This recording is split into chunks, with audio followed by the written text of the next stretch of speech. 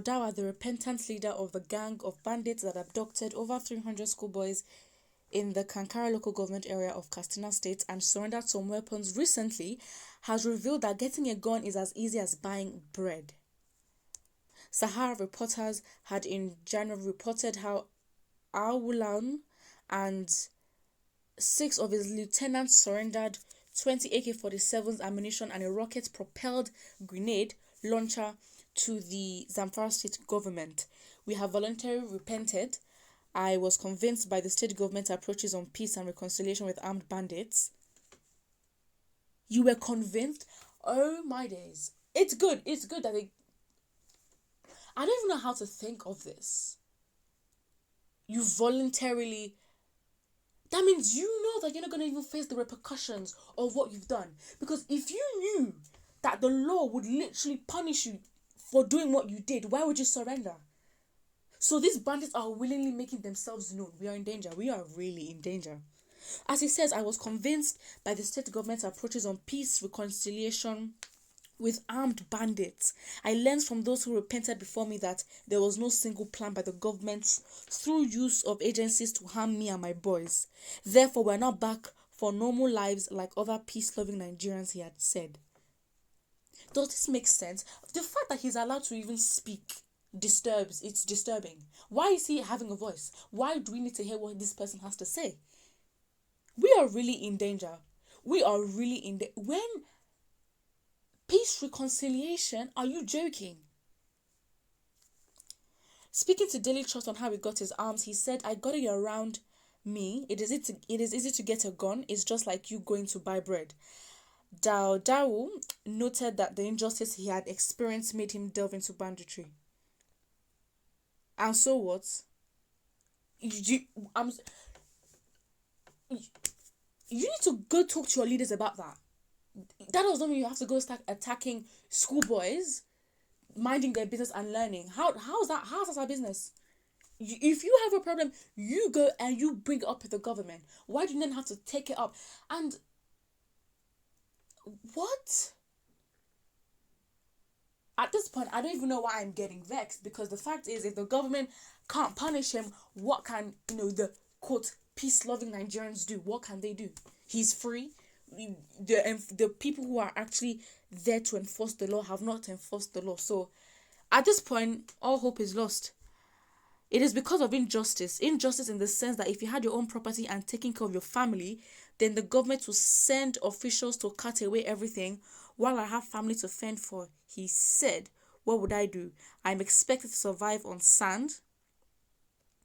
I have a herd of cattle which I inherited from my parents, but operatives were sent to take them from me and brought here. So I was challenged to sit up too. Dawa and his gang had on December 11th, 2020 invaded Government Science Secondary School, Kankara, around 11 p.m., shooting indiscriminately to scare residents.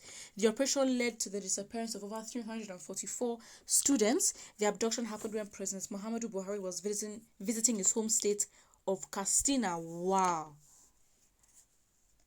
After their release on the 17th of December, Bello Matawale, governor of Zamfara, said the schoolboys were rescued with the help of Mieti Allah, Cattle Breeders Association of Nigeria, and that no ransom was paid.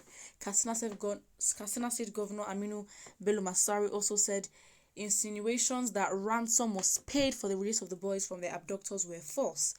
However, in a leaked telephone conversation between AßDUङ and a former caretaker chairman of the Jibiya local government area of Katsina State, Haruna Musa Mota, the bandits commander admitted the group collected 30 million naira from the state government. When told by Mota that some government officials claimed 800 million naira was given to the group, he exclaimed and said, "You said what? 800 million naira? How many millions again? Who said that?" So they paid 30 million naira and claimed 800 million naira. Now they have stopped cattle rearing.